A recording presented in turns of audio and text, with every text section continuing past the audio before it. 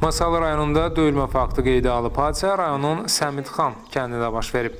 Kənd sakini Könül Ağayeva yaşadığı evdən bir qədər aralıda kəndin girəcəyində qonşusu Akşin Əliyev tərəfindən axşam saatlarında döyülüb.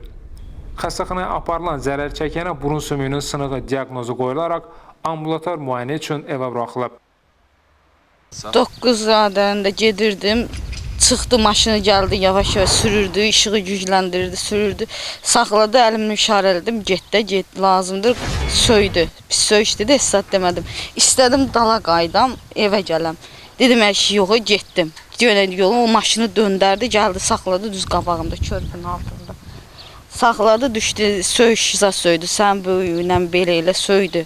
Təhqir elədi, mən yenə qorxdum da, qaranlıq idi.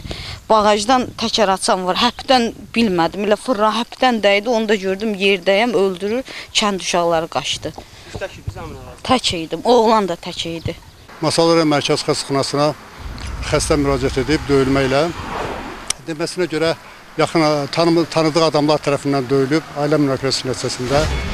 Xəstə Mərkəzi Xəstəxanada müayinə olunub, rentgen müayinəsi edilib, burun sümüyünün sınığı müayinə edilib, xəstəyə yardım göstərilib və ambulator müalicəyə buraxılıb.